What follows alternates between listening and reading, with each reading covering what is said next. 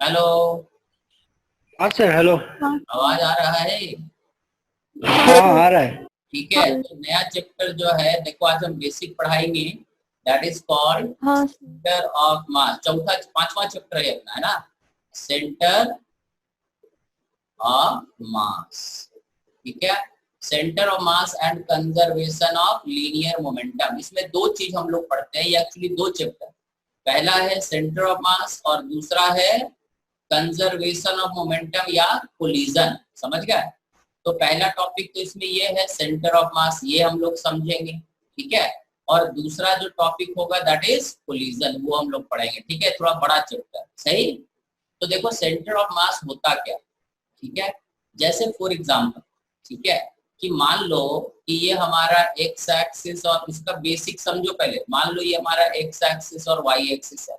यहाँ पे एक पार्टिकल है m1, यहाँ पर एक पार्टिकल है m2, यहाँ पर एक पार्टिकल है m3, यहाँ पर पार्टिकल है m4, सही। इसका x1 y1 कोऑर्डिनेट है, इसका x2 y2 है, इसका कोऑर्डिनेट x3 y3 है, एंड सो ऑन।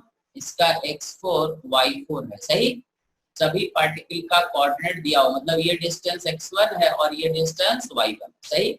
ये एक पार्टिकल है, ये एक पार्टिकल है, ये एक पार्टिकल है और ये एक पार्टिकल। अब हमारे सिस्टम में ये चार पार्टिकल है, समझ गए? अब क्या होता है कि इन चार पार्टिकल पे अगर हम फोर्स लगाए, मान लो इस पे एक फोर्स लग रहा है F1, इस पे एक फोर्स लग रहा F2, इस पे एक फोर्स लग रहा F3, इस पे एक फोर्स लग रहा मान लो F4। सभी पार्टिकल पे अलग अलग फोर्स लग रहा है।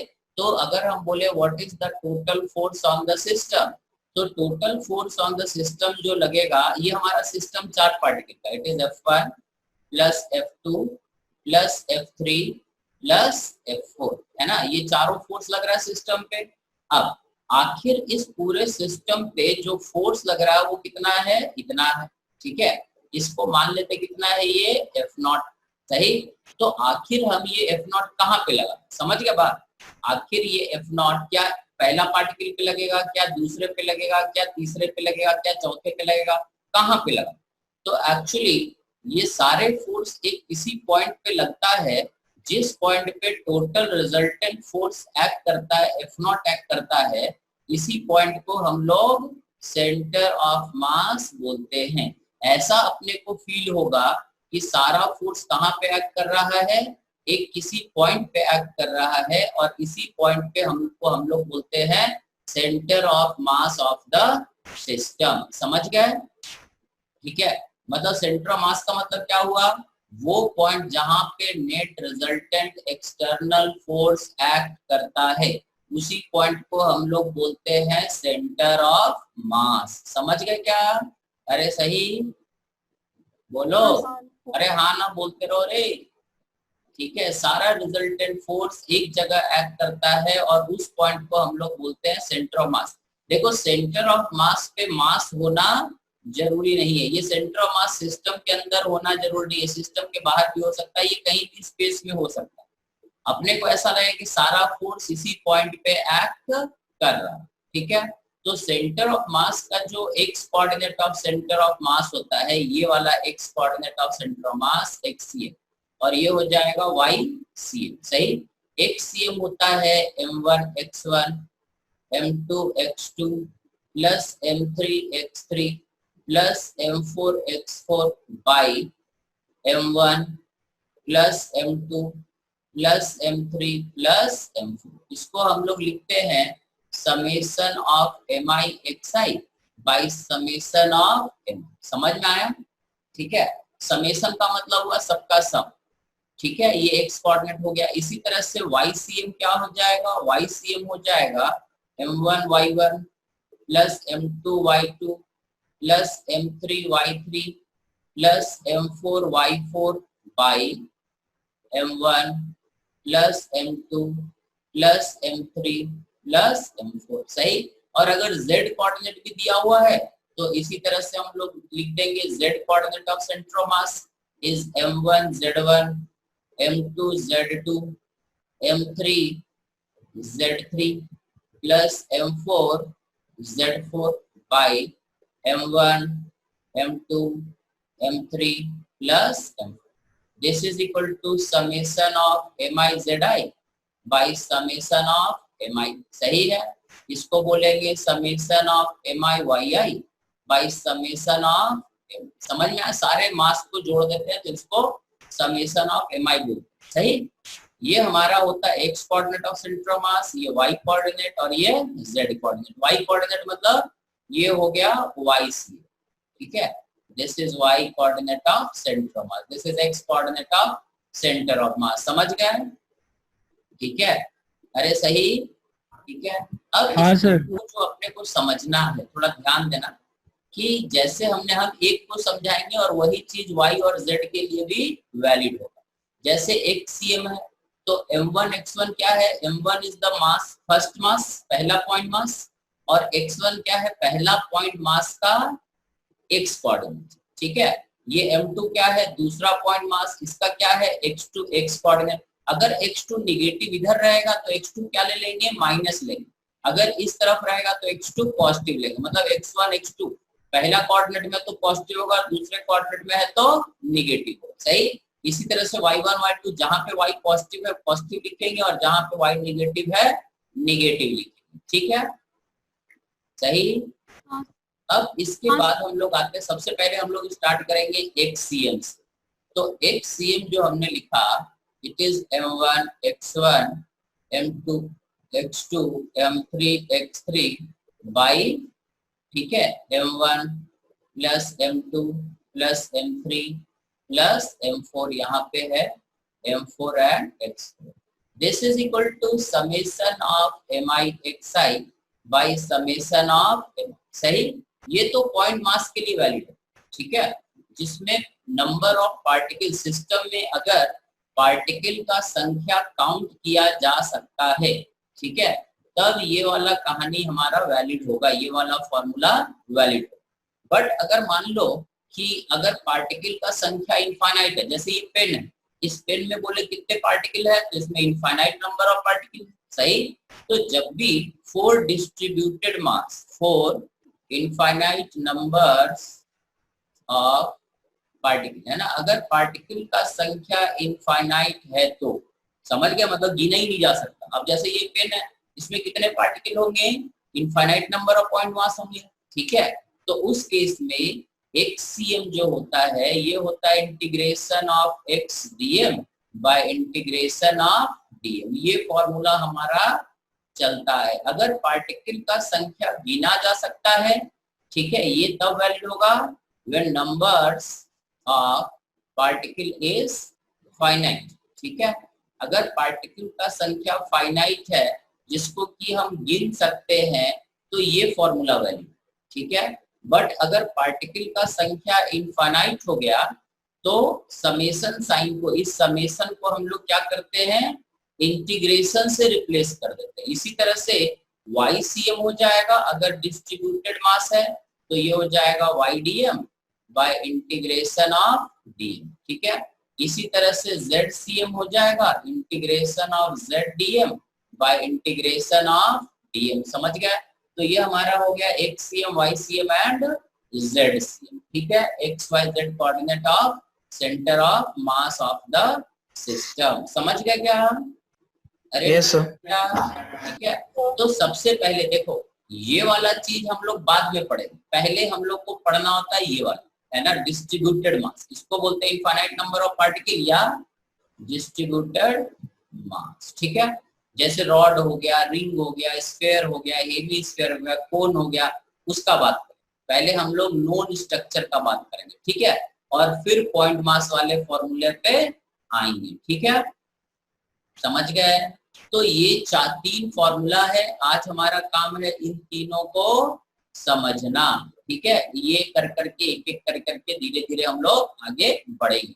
तो सबसे पहला कहानी होता है, सही, एक एग्जाम्पल लेते हैं हम, पहला एग्जाम्पल, ठीक है, एक एग्जाम्पल लेते हैं जिसमें तुमको समझाने का कोशिश करते हैं। जैसे मान लो ये हमारा x एक्सिस है और ये हमारा y एक्सिस है, ठीक है, और हमारे पास एक रॉड है, ऐसा मान लो, ठीक है, हमारे पास एक ऐसा रॉड है, ठीक है, ये रॉड ऐसे पड़ा हुआ है, इस रॉड का मास m है और लेंथ क्या है l, यहां से यहां तक लेंथ क्या है l, समझ गया। अब इस रॉड का x कोऑर्डिनेट, एक एंड ओरिजिन पे है और एक एंड है l, 0 पे, पतला सा रॉड, ठीक है, ये यूनिफॉर्म रॉड, ठीक है, ये होमोजीनियस या यूनिफॉर्म रॉड है, ठीक है। अगर ये यूनिफॉर्म रॉड है तो इसका x coordinate of centre of मास कैसे निकालेंगे, ठीक है। तो पहला चीज समझ गए। अब इसमें अगर हम पार्टिकल का संख्या काउंट करें तो यहाँ भी पार्टिकल है, कितने पार्टिकल होंगे इसमें, इसमें इनफाइनाइट नंबर ऑफ पार्टिकल होंगे ना, जिसको गिना ही नहीं जा सकता। अरे हाँ ना, इसमें कितने पार्टिकल होंगे, इनफाइनाइट नंबर ऑफ पार्टिकल होंगे, ठीक है। अब ये इनफाइनाइट नंबर ऑफ पार्टिकल को गिना तो नहीं जा सकता, तो हम क्या करेंगे, हम इसमें क्या करेंगे, एक छोटा सा एलिमेंट लेंगे, ठीक है, जो कि कितना बड़ा है dx, और ये कितना डिस्टेंस दूर सिचुएटेड है x, है ना, यहाँ से इसका दूरी क्या है x। तो ये जो छोटा सा एलिमेंट लिए इसका मास क्या हो जाएगा m/l इंटू dx, लिख दें, इस छोटे से एलिमेंट का मास हो जाएगा m/l इंटू dx, ठीक है, सही है ये मास छोटे से एलिमेंट का। Yes, sir. जो नहीं समझ में आएगा बोल देना, क्योंकि स्टार्टिंग है, ये बड़ा इंपॉर्टेंट चीज है। अभी एक चैप्टर और इम्पोर्टेंट है, दैट इज रोटेशन।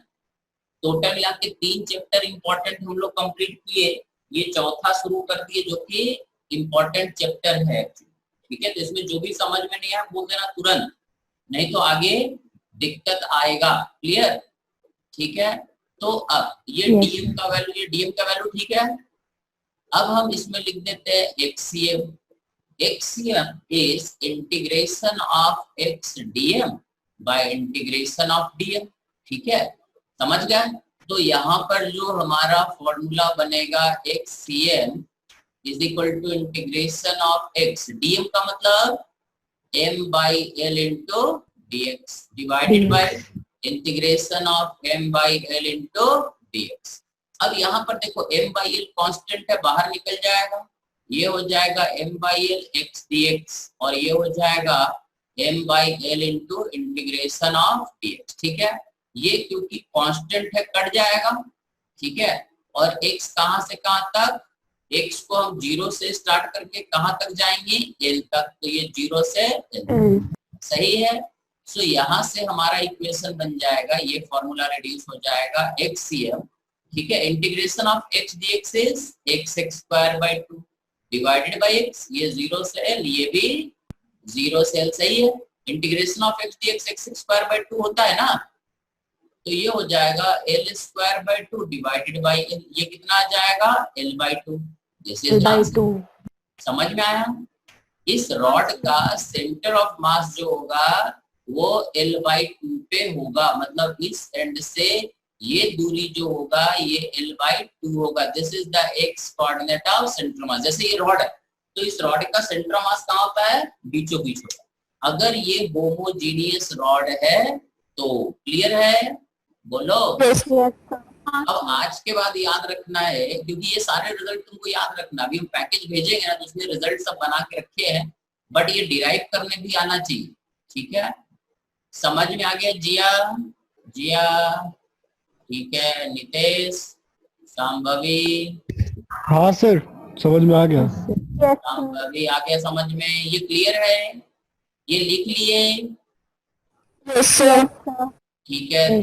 दूसरा क्वेश्चन लेते हैं, देखो, ठीक है, एग्जाम्पल 2, ठीक है, दूसरा एग्जाम्पल लेते हैं। अब मान लो यही रॉड है, सब कुछ वही है, ये एक्स एक्सिस है, ये वाई एक्सिस है, ठीक है, रॉड हमारा वही है, ठीक है, रॉड हम वही ले लेते हैं, ठीक है, ये रॉड ऐसे पड़ा हुआ है, सही, 0 से लेके l तक, ठीक है, यहाँ से लेके रॉड का लेंथ कितना है l, बट दिया हुआ है कि ये रॉड होमोजीनियस नहीं, इसका मास पर यूनिट लेंथ, ठीक है, लीनियर मास डेंसिटी है अल्फा इंटू एक्स kg पर मीटर। समझ में आया, ठीक है। 3 तरह का डेंसिटी होता है, एक होता है लीनियर मास डेंसिटी, ठीक है, जिसको या तो हम लेमडा से लिखते हैं या म्यू से लिख देते हैं। दूसरा होता है एरिया मास डेंसिटी, इसको हम लोग सिग्मा से लिखते हैं, और चौथा होता है वॉल्यूम मास डेंसिटी, इसको हम लोग रो से लिखते हैं। इसका यूनिट होता है केजी पर मीटर, इसका यूनिट होता है केजी पर मीटर स्क्वायर, और इसका यूनिट होता है केजी पर मीटर क्यूब। समझ गए? 3 तरह का डेंसिटी हम लोग यूज करते हैं। अगर पतला ऑब्जेक्ट है जैसे वायर हो गया, धागा हो गया, ठीक है, तो उसमें लीनियर मास डेंसिटी यूज होता है। ठीक है, दूसरा होता है पेपर, जैसे पेज है, ठीक है, तो पेज में क्या होता है, एरिया होता है। तो पेज हो या, है ना, एक पतला सा सीट हो, ठीक है, या प्लेट हो या डिस्क हो, ठीक है, तो उसमें क्या यूज करते हैं, एरिया मास डेंसिटी सिग्मा। या, है ना, तीसरा होता है सॉलिड ऑब्जेक्ट, जैसे क्यूब हो गया, स्फीयर हो गया, सॉलिड कोन हो गया, उसमें मास पर यूनिट वॉल्यूम यूज करते हैं ना, इसको वॉल्यूम मास डेंसिटी रो से रिप्रेजेंट करते हैं। तो क्योंकि ये रॉड जो है थिन ऑब्जेक्ट है, ठीक है, समझ गए, तो इसमें दिया हुआ है lambda is alpha KG per metre, where alpha is a constant. Alpha क्या है, alpha is a positive constant. अब देखो इस रॉड का जो मास है, ठीक है, लीनियर मास डेंसिटी वेरिएबल, अलग अलग मास है। अगर तुमसे पूछे पहला क्वेश्चन कि find the total mass of a rod, ठीक है, पहला क्वेश्चन ये है, find the total mass of the rod. इस रॉड का टोटल मास क्या होगा? क्वेश्चन समझ गए? बोलो रे बच्चों। Yes, sir. बोलो रे गुंगो। Yes, sir. बोलो, calculate the total mass of the rod. बोलो, बताओ क्या करोगे? देखिए कौन करता है total mass of the rod. देखिए सबसे पहले कौन गधा निकालता है, देखिए सेंटर मास नहीं निकालना, टोटल मास की रॉड कितना भारी है, कितने किलो का। बोलो रे, dm is equals to x dx. Total mass of the rod क्या बोलते हैं, कौन बोलो रे। dm is equals to alpha x dx. I need the total mass of the rod. इस पूरे रॉड का अगर लेंथ L है तो इसका मास टोटल क्या होगा। फिर सेंटर मास का बात करेंगे, एक एक बात करेंगे ना। What is the total mass of the rod, बोलो। देखो तो कैसे निकालेंगे टोटल मास, सबसे पहले क्या करेंगे, ठीक है, डायरेक्ट नहीं निकलेगा, अल्फा एल तो गलत हो जाएगा। अगर तुम बोलते हो total mass of the rod is alpha L तो ये गलत है, सही। इसमें क्योंकि लीनियर मास डेंसिटी वेरिएबल है, कांस्टेंट नहीं है। कैसे निकालेंगे देखो, ठीक है, एक छोटा सा एलिमेंट लेंगे, ठीक है, इस रॉड में एक छोटा सा एलिमेंट लेंगे, कितना डिस्टेंस दूर, x डिस्टेंस दूर। इस एलिमेंट का लेंथ क्या होगा, dx, इसका मास क्या हो जाएगा, लेमडा इंटू dx। लेमडा क्या है, मास पर unit length multiplied by length of this element, ठीक है। सो लेमडा यहाँ पे क्या हो जाएगा, अल्फा एक्स, यहाँ रख देंगे अल्फा एक्स इंटू dx। तो dm हमारा हो गया अल्फा एक्स इंटू dx, और इसको इंटीग्रेट कर देंगे, ठीक है, x is from 0 to l, तो ये हो जाएगा total mass is alpha l square by 2 kg। So total mass of the rod is alpha l square by 2 kg, टन जो भी है, समझ गए है ना। Total mass of the rod अगर हमें कैलकुलेट करना है तो इस तरह से सोचना पड़ेगा। क्लियर, बोलते जाओ। Yes, sir. ठीक है, अब दूसरा क्वेश्चन है, जानवी समझ में आया क्या? हाँ सर, आ गया। ठीक है, जो नहीं समझ में आएगा फटाफट बोल दियो, क्योंकि अभी नहीं सीखोगे तो ये चैप्टर कभी नहीं सीख पाओगे, भारी चैप्टर है, थोड़ा टफ है, इसीलिए हम डिटेल में समझाएंगे, तुम लोग भी समझने का कोशिश करो, ठीक है। पहला क्वेश्चन तो अपना हो गया total mass of the rod. दूसरा question, find the x coordinate of centre of mass. तो हमें पता है x coordinate of centre of mass x dm by integration of dm, यही होता है, this is from 0 to l, सही है। अब हम क्या करेंगे कि ये जो छोटा सा एलिमेंट है इसका मास हमने क्या रखा था, लेमडा इंटू dx, और लेमडा क्या था, अल्फा एक्स इंटू dx, यहाँ रख देते हैं dm की जगह पे। तो ये हमारा बन जाएगा इंटीग्रेशन ऑफ एक्स डीएम, ये मतलब alpha x dx by integration of alpha x dx, 0 to L, 0 to L। ये हमारा आ जाएगा अल्फा कांस्टेंट है x square dx 0 to L by integration of alpha x into dx 0 to L। This is equal to alpha alpha cut गया constant, ठीक है सही। इसमें से x मत काट देना, x क्या है वेरिएबल, तो ये हो जाएगा L³/3 डिवाइडेड बाई L²/2। इसका इंटीग्रेशन क्या होगा x³/3 ना, और x dx का इंटीग्रेशन x²/2 है, बोलो रे। हाँ सर। ठीक है, Yes, sir. तो ये हो जाएगा 2L/3। This is the answer. मतलब इस रॉड का सेंटर ऑफ मास जो होगा यहाँ पे कहीं होगा, और ये होगा 2L/3। This is x coordinate of centre of mass of the rod. तो अब इससे कंक्लूजन क्या निकला कि ऐसा नहीं कि रॉड देखे और बोल दे कि सेंटर ऑफ मास L/2 पे होगा, ये जरूरी नहीं। समझ गए? हाँ क्लियर है? अब एक क्वेश्चन तुम लोग रॉड का करो, वो तो क्वेश्चन टू क्वेश्चन वेरी करता है, ठीक है, हर समय तुमको कैलकुलेट करके देखना पड़ेगा। क्लियर है? ये लिख लिए रे, समझ गए रे? Yes, sir. ठीक, अब आगे बढ़ते हैं और क्वेश्चन लेते हैं। ठीक है, देखो ये क्वेश्चन क्या है ये समझो कि ये हमारा एक्स एक्सिस वाई एक्सिस, ठीक है, यहाँ से हमारा एक रॉड इसे पड़ा हुआ है, फिर से इस रॉड का लेंथ एल ही है, तो यहाँ से यहाँ तक का लेंथ एल है, और इस रॉड का, ठीक है, अल्फा दिया, सॉरी लेमड़ा दिया हुआ अल्फा एक्स स्क्वायर, ठीक है, केजी पर मीटर। अब देखो ये वेरिएशन कुछ भी हो सकता है, ठीक है, एक्स स्क्वायर लगा सकते हैं, रूट एक्स लगा सकते हैं, कोई लिमिट नहीं। तुमसे पूछे what is the total mass of the rod, पहला क्वेश्चन, और दूसरा question what is the x coordinate of centre of mass of this non homogeneous rod. बताओ, सेम लॉजिक है, सेम प्रोसेस है, आंसर अलग हो जाएगा। समझ गए? सर m अल्फा L³/3 देखो थोड़ा माइक को मुंह के अंदर रख के बोलो, इतना दूर रख के 5 किलोमीटर सुनाई नहीं आता, आवाज ही नहीं आता। सर मास अल्फा L³/3 आ रहा है। मास जो है अल्फा L³/3 kg। एक ने आंसर बोला, Yes, sir. और यही है, सही है, सही आ रहा है. मेरे ख्याल से ये आंसर सही है। Very good, that is the right answer. ठीक है, ये मास तुमने सही निकाला। अब दूसरा क्वेश्चन है what is the x coordinate of centre of मास। ये मास इसने सही निकाला, दिस इज 100% सही। 3L/4. Sorry 3L/4. 3L/4 metre. देखो रे, और कोई, ये भी मेरे ख्याल से सही है, बिल्कुल सही है रे। देखो क्या करेंगे, इसमें एक छोटा सा एलिमेंट देंगे, कितना डिस्टेंस दूर x, इस एलिमेंट का मास लिख देंगे dm, dm हो जाएगा लेमड़ा इंटू dx, लेमड़ा है alpha x square into dx, सही।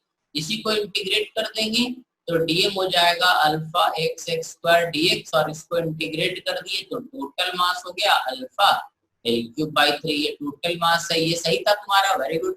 और xcm जब लिखना होगा तो इंटीग्रेशन ऑफ xdm, xdm का मतलब alpha x square dx by dm alpha x square dx, है ना। अल्फा अल्फा कांस्टेंट है, कट जाएगा, काट देते हैं, ये हो जाएगा L⁴/4 और ये हो जाएगा L³/3। सो दिस इज 3/4 है, दिस इज द आंसर। समझ गए? Yes sir. ठीक है, तो इसमें तुम्हें हर क्वेश्चन में सोचना पड़ेगा, डायरेक्ट आंसर नहीं मिलेगा, सही। क्योंकि अगर हम क्वेश्चन में ऐसा लिख दें कि इसका लीनियर मास डेंसिटी कुछ और है तो आंसर कुछ और हो जाएगा, सही। अब एक भारी क्वेश्चन देते हैं, दें? ठीक है, एक भारी क्वेश्चन देते हैं, देखते हैं तुम लोग कर पाते हो कि नहीं। ठीक है, देखो एक और क्वेश्चन लेते हैं, अगर बंद हो जाए तो भगई हो। ये हमारे पास, ये हमारा एक्स एक्सिस है, वाई एक्सिस है, ये ओरिजिन है। अब देखो हमारे पास क्या है, हमारे पास एक ऐसा छोटा सा सेमी सर्कुलर रिंग है। ये एक छोटा सा सेमी सर्कुलर रिंग है, ठीक है, सही। इसका ओरिजिन सेंटर है और इसका रेडियस कितना है, रेडियस दिया हुआ है r, ठीक है। इसका टोटल मास m है। अब तुम एक खास चीज देखो, यहाँ ये जो सेंटर ऑफ मास है ना, ये मास पर डिपेंड नहीं करता, ठीक है। यहाँ पर भी जो सेंटर ऑफ मास का कोऑर्डिनेट आया, ये मास से इंडिपेंडेंट है। ये रॉड कितना भारी है या कितना हल्का है, यहाँ पर भी जो सेंटर ऑफ मास आया, ये मास पे डिपेंड नहीं करता है, समझ गए। ये सिर्फ नाम का सेंटर ऑफ मास, ठीक है। सेंटर ऑफ मास को मास से कोई लेना देना नहीं होता। It depends on distribution of mass, कि मास डिस्ट्रीब्यूटेड किस तरह से, समझ गए। हाँ सर। ठीक है, ये एक सेमी सर्कुलर रिंग है। अब ये 2 डायमेंशनल ऑब्जेक्ट है, ठीक है। इसका टोटल मास m है, ठीक है। सेंटर और ओरिजिन एक जगह ही है, इसका रेडियस r है। इसका मास दिया हुआ है, यूनिफॉर्म डिस्ट्रीब्यूशन है, ये भी तुम्हें दिया हुआ है। तुम्हें बताना है कि what is the x and y coordinate of centre of mass of the semi circular ring, xcm and ycm, ठीक है। What is the y coordinate of center of mass of the semicircular ring, ठीक है। Try करोगे या हम बताएं, बोलो। Sir try करेंगे एक बार। करो करो, ठीक है। वैसे ही शुरू करना, एक छोटा सा एलिमेंट लेना, ठीक है, यहाँ से शुरू करना, बोलो, देखते हैं कौन करता। XCM 0 तो चलो बताते हैं, देखो बंद हो जाएगा नहीं, पहले लौट के आओ। Sir 0,2 r by pi। Very good, 0,2 r by pi पहले से कर ही लिए रे। देखो क्योंकि ऐसे होता नहीं है, सुनो हम बताते हैं। सबसे पहले क्या करोगे, एक छोटा सा एलिमेंट लोगे। ये कहाँ पे सिचुएटेड है एलिमेंट, मान लेते हैं ये एलिमेंट सिचुएटेड है थीटा एंगल पे, यहाँ से सही। और ये एंगल कितना है, डी थीटा, तो ये ds हो जाएगा।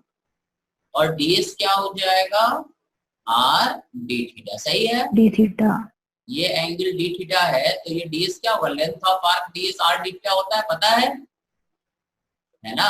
अब इसका dm क्या होगा, it is m by length, length कितना है पाई r इंटू ds, ये dm हो जाएगा इसका मास। देखो तो टोटल मास, जो नहीं समझ में आएगा बोल दियो, ठीक है। Total mass divided by total length, तो इसका टोटल लेंथ कितना है पाई r, सही।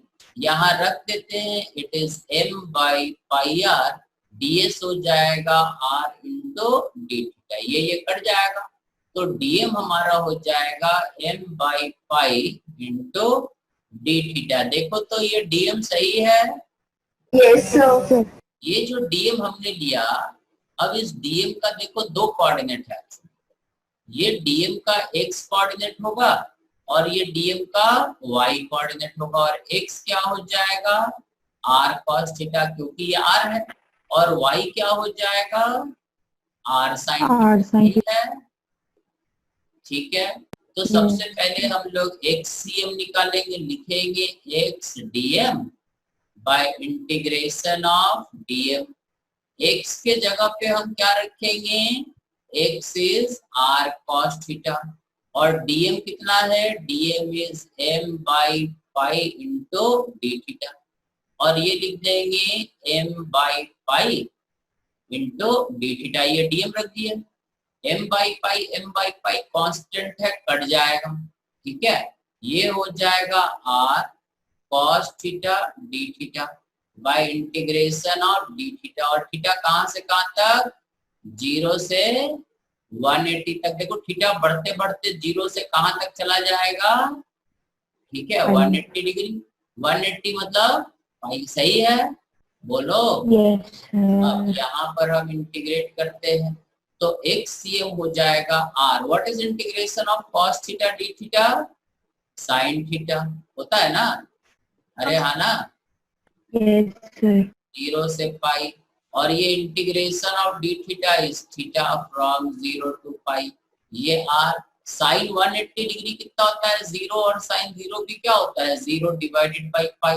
सो 0 minus 0 is 0, so this is 0। X coordinate क्या हो जाएगा 0। समझ में आया? मतलब इसका एक्स कोऑर्डिनेट 0 होगा, मतलब वाई पे कहीं लाई करेगा। समझ गए? ठीक है, एक्स तो हमारा आ गया कितना 0। समझ गए क्या? अब x तो लिख लिए तुम लोग, अब अपन चलेंगे y निकालने।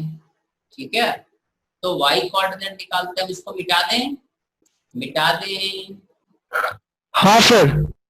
मिटा देते हैं और y निकालने का कोशिश करते हैं। ठीक है, यहीं पे निकालेंगे ताकि तुमको दिक्कत ना हो समझने में। ठीक है, YCM निकालते हैं, और ये याद भी रखना है, डिराइव भी करने आना चाहिए, क्योंकि स्कूल में डिराइव करने पूछ लेते हैं और कॉम्पिटिटिव एग्जाम में इसका जरूरत पड़ता है। आगे तुमको जरूरत पड़ेगा, अगले चैप्टर में भी जरूरत पड़ेगा। अब हम निकालेंगे क्या YCM, है ना। तो YCM हमारा हो जाएगा integration of YDM by integration of DM। Integration of YDM, Y मतलब क्या R sin theta, this is R sin theta, और DM मतलब हो जाएगा m बाई पाई इंटू ये DM का वैल्यू और Y का वैल्यू यहाँ रख दिए, बाय इंटीग्रेशन ऑफ DM मतलब m by pi into D theta. m by pi cut जाएगा, ये हो जाएगा R sin theta D theta, bye integration of d theta 0 से पाई, ये भी 0 से पाई। सही है। अब देखो YCM क्या आएगा। ठीक है, YCM निकाल देते हैं। ये हो जाएगा R साइन का इंटीग्रेशन क्या होता है माइनस कॉस थीटा, पता है भाई? सही है, this is minus R। Cos 180 क्या होता है -1, और कॉस 0 क्या होता है 1, और ये हो जाएगा पाई, ये हो जाएगा 2R by pi, minus minus plus हो जाएगा और ये इतना बचेगा। This is the answer. मतलब YCM इसका होगा 2R बाई पाई, मतलब इसका सेंटर ऑफ मास कहीं यहाँ पे होगा। This is the centre of मास, जिसका x कोऑर्डिनेट तो 0 होगा और y कोऑर्डिनेट हमारा होगा यहाँ से यहाँ तक। This is 2R by pi. समझ गए? यहाँ पे इसका सेंटर मास होगा। और अब देखो कि ये रिंग के बाहर है, ये रिंग के ऊपर तो लाई नहीं करता। समझ गए? अरे समझ गए? Yes sir. देख लो, किसी स्टेप में डाउट है तो पूछ लो, अगर लॉजिक क्लियर नहीं है तो हम फिर से बता देंगे। बोलो, देख लिए? किसी को डाउट लगता है? मानसवी? नहीं सर, क्लियर। क्लियर है? याद रखना है थोड़ा, क्योंकि ये डिराइव करने कई बार स्कूल में पूछ लेते हैं। ठीक है, चलो अगला देखो। एक क्वेश्चन अब तुम लोग करो। ठीक है, देखो हम एक वही कहानी है, वैसे ही सारा चीज करना है तुम्हें। हम एक एक्स एक्सिस और वाई एक्सिस लिए। ठीक है, ये तुम्हारे लिए है। अब हमारे पास एक रिंग तो है, बट ये 1/4 ना हो करके, अरे कहाँ गए, ये 1/4 ना हो करके 3/4 है ना, आधा ना होके ये 3/4 है, यहाँ से चलता है और बस यहाँ तक ही है। ठीक है, यहाँ से लेके यहीं तक। ठीक है, मतलब ये 1/4 ऑफ द रिंग है। समझ गए? ये हमारा एक्स एक्सिस है, वाई एक्सिस है, इसका रेडियस वही r है और मास m है, ये ओरिजिन। समझ गए? ये 1/4 ऑफ है होमोजीनियस रिंग। तुमसे पूछे कि what is the x coordinate of centre of mass and what is YCM of the 1/4 of the ring, इसका x और देखो प्रोसेस वही, बट इसमें x और y 0 नहीं हो। समझ गए? अरे बोलो रे, हाँ सर, करोगे कि हम करें? करेंगे सर। करो करो करो, जल्दी जरा ट्राई करो, थोड़ा ट्राई करो, फिर हम बताते हैं। सर एक्स आर बाय हाँ बोलो बोलो। 2R बाय पाई आ रहा है। सर x आ रहा है 2r by pi। सर मेरा r by pi। By pi, और y रे सर मेरा r by pi। r by, ऐसा सर दोनों कोऑर्डिनेट्स 2r by pi आ रहे हैं मेरे। दोनों 2r बाई पाई आ रहा है। ये 2r बाई पाई और 2r बाई पाई ही आएगा। देखो कैसे करोगे, सुनो, ठीक है। एक का आया, सुनो क्या करोगे, एक छोटा सा एलिमेंट लोगे, फिर से वैसे ही ds लेंथ का, इसका ये एंगल मान लेते हैं थीटा है, प्रोसेस वही है पूरा, ये d थीटा है, तो dm क्या हो जाएगा, dm हो जाएगा m, है ना, dm is equal to m by, ये लेंथ क्या हो जाएगा पाई r बाई 2, ये लेंथ पाई r बाई 2 होगा, आधा लेंथ पाई r होता है तो पाई r बाई 2, और ये हो जाएगा ds मतलब r d थीटा, सही है, r कट जाएगा, तो dm हमारा हो जाएगा 2m by pi into D theta. देखो तो ये dm सही है, बोलो। हाँ सर। अब इसका x कोऑर्डिनेट देखो, x क्या होगा r cos थीटा, और ये y होगा y is equal to r sin theta, ठीक है। So x cm of centre of mass integration of x dm by integration of dm, this is equal to integration of x, x क्या है r cos theta, और dm मतलब हो जाएगा 2m by pi into D theta, integration of dm 2m by pi into D theta, ये 2m by pi 2m by pi cut गया, सही है, सही। अब हमारे पास आ जाएगा xcm is r integration of cos theta d theta by integration of d theta, और theta 0 से कहां तक 90 डिग्री तक, 90 तक ही जाएंगे ना, 90 डिग्री को हम लोग पाई बाई 2 भी बोलते हैं, 0 से पाई बाई 2 तक। ये हो जाएगा r cos का इंटीग्रेशन क्या होता है sin थीटा 0 से पाई बाई 2, और ये हो जाएगा पाई बाई 2, सही। तो sin 91 और sin 0 ये हो जाएगा 2r बाई पाई, सही। x coordinate is 2r by pi, समझ गए, समझ गए। अब इसी तरह से y कोऑर्डिनेट निकालेंगे, तो y कोऑर्डिनेट में क्या लिख देंगे, ycm is integration of y dm by integration of dm, it is integration of y मतलब क्या हो जाएगा r sin थीटा, और dm मतलब क्या हो जाएगा 2m by pi into d theta, integration of 2m by pi into d, क्योंकि dm का वैल्यू देखो यहाँ लिखे थे हम, ये dm समझ में आ गया, कुछ बहुत आसान है एक्चुअली, अगर एक बार समझ गए तो बहुत भारी नहीं है, सही। तो dm यहाँ लिख दिए, ये 2m by pi 2m by pi cut गया, ये हमारे पास बचा integration of sine theta D theta 0 से पाई बाई 2 90 डिग्री, और ये भी इंटीग्रेशन ऑफ डी थीटा 0 से पाई बाई 2, ये हो जाएगा r sine theta D theta क्या होता है माइनस कॉस थीटा 0 से 90 डिग्री, और ये हो जाएगा पाई बाई 2, ये हो जाएगा माइनस 2r बाई पाई, और cos 90 0 और cos 0 1, ठीक है। तो ये 1 1 माइनस माइनस प्लस हो जाएगा, सो ycm जो हमारा बचेगा it is also plus 2r by pi, मतलब इसका x कोऑर्डिनेट और y कोऑर्डिनेट सेंटर ऑफ मास का कहीं यहाँ पे होगा, this is the x coordinate y coordinate, जिसका ये डिस्टेंस भी 2r बाई पाई और ये भी 2r बाई पाई होगा, this is the centre of mass of this 1/4 of a ring. समझ में आया क्या, बोलो।